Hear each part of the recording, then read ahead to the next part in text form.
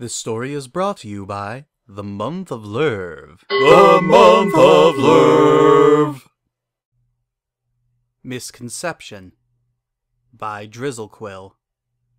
Part 1. But she was reading the letter wrong. She had to be reading the letter wrong. The elegant white unicorn Rarity skimmed the letter clutched in her light blue aura again, Azure eyes going wide as she realized she most certainly had not read the letter wrong. Her violet mane was disheveled and dusty, but at the moment Rarity didn't care. She was currently in possession of the time bomb ending her life. Tick, tick, tick. It would go off on Father's Day, as stated in the letter. Rarity, the unicorn, the bearer of the element of generosity, would unceremoniously die of embarrassment. Dearest Rare, I hope you're looking forward to tomorrow's meal because I know I sure am. A special Father's Day, just you, my shining diamond, me, your bumbling father, and your friend. Now, Rare, about this friend.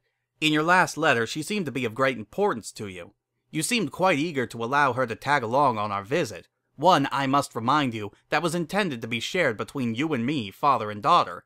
After contemplating your last letter, I have realized what must be going on. Oh, my little Rarity. You have a crush on another mare? It's fine, of course. Perfectly normal for a fine young filly of your age. But this Applejack, you were raving on and on about how she simply had to come with us. You really wish for me to meet your young lover, don't you, Rare? Well, this got a chuckle out of your old dad. Rarity wants just a little filly entranced with jewels, all grown up and bringing her mare friend to her Father's Day brunch. Well, don't you worry your pretty little head. I'm fine with it. More than fine, in fact. Can't wait to meet this Applejack character. Excited to be seeing you and your friend, tomorrow. Your loving daddy, Magnum. Just reading the letter caused Rarity's face to flush with a bright, pink burn that just couldn't seem to go away. How did this even happen? She had made it perfectly clear Applejack was coming for an entirely different reason, right? Right? Now that she thought about it, what had Rarity written on that letter she had sent concerning bringing Applejack along? Dear Father, I am excited for the luncheon we shall be partaking in on Sunday's evening. I will bring along a very good friend of mine. Rarity's voice dropped quieter and quieter as she realized what she had just said. It is incredibly important to me that she come along. Slowly, her words died out. And that she meet you, the unicorn breathed, a little less than a whisper. No, no, no, no, no. This wasn't what she had meant to imply. Face burning like it was lit on fire, Rarity quickly rolled up the letter using her magic and summoned a saddlebag to carry it in. Strapping the bag on, she quickly glanced around, making sure no one was watching, and cantered out the front door as fast as she could.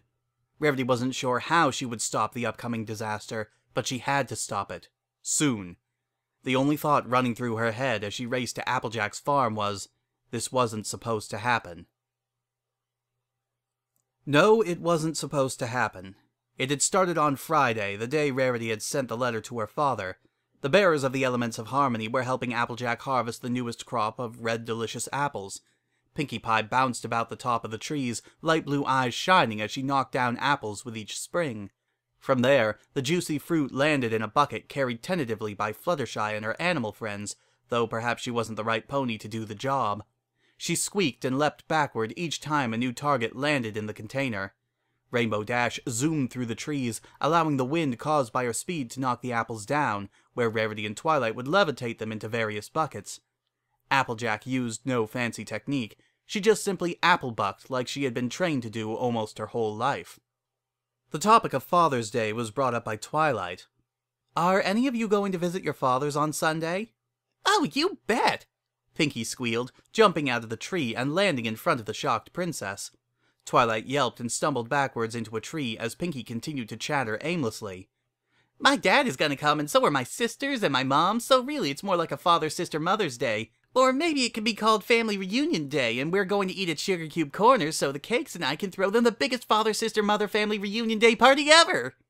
Pinkie, I think we get it.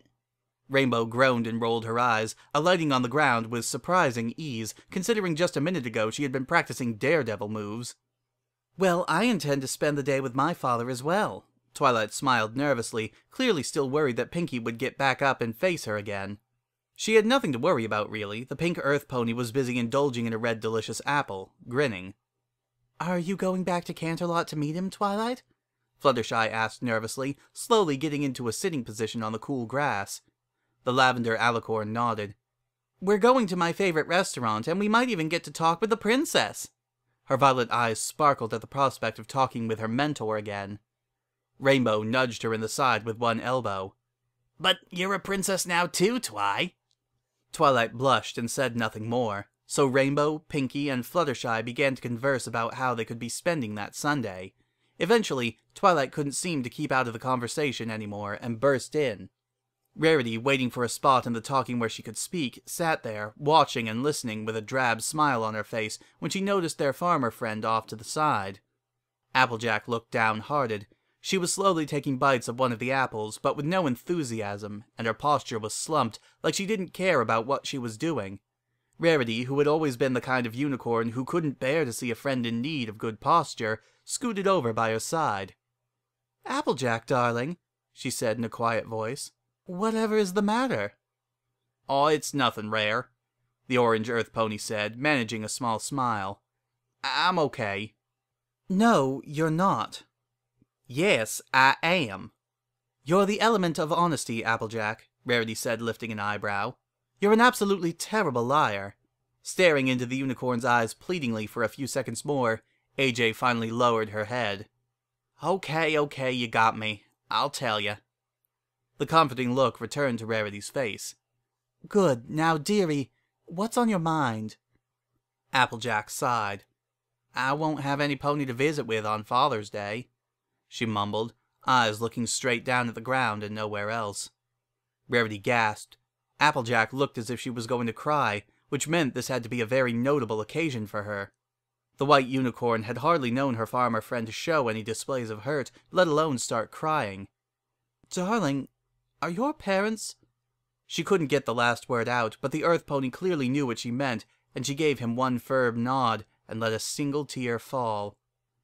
"And my dad and I are gonna go flying," Rainbow Dash boasted next to them, oblivious to her friend's obvious hurt. Applejack visibly winced, and Rarity placed a hoof over her shoulder. "AJ," the elegant unicorn whispered into the other pony's ear, I wish there was a way to help you." "Shucks, Rare, I don't need any help." "Yes, you do." "Aha!" The last note was high-pitched and sudden, causing Applejack to stare in shock at Rarity, whose eyes had lit up like lights on a hearth-warming Eve tree. "Idea!" "What?" Applejack asked, obviously confused. The unicorn turned to look at her, eyes glowing. "You can come with my father and I to the Daisy Days Cafe. You know, the restaurant near the middle of Ponyville. With us. You'll be welcome. I'll make sure he lets you come." Rarity was practically glowing. Applejack blushed. "Aw, shucks, Rare, you don't have to do that." No, not another word." Rarity got to her hooves and smiled. "I'd be happy to write a letter explaining." But apparently she didn't explain things enough. Whipping around the corner, Rarity flew towards Sweet Apple Acres, eyes wild as she tore up dirt with her hooves. Panting slightly, the unicorn slid in front of the barn, only to run right into Applejack, who was pulling a cart of apples past, humming a tune as she trotted along. "Well, howdy, Rares. What's going on?" "Read this!" The earth pony stared as a light blue letter was shoved in her muzzle. Green eyes skimmed the parchment containing Rarity's life in her mind. The unicorn closed her eyes, waiting for the bomb to go off. Applejack would yell at her. She wouldn't take her act of generosity and come to brunch, and frankly, Rarity didn't want her to anymore. Rarity waited for the screams, the anger, the explosion, the "I'm not going with you anymore" speech. What she got instead entirely surprised her. Applejack did not scream, or yell, or explode. Applejack burst out laughing. To be continued.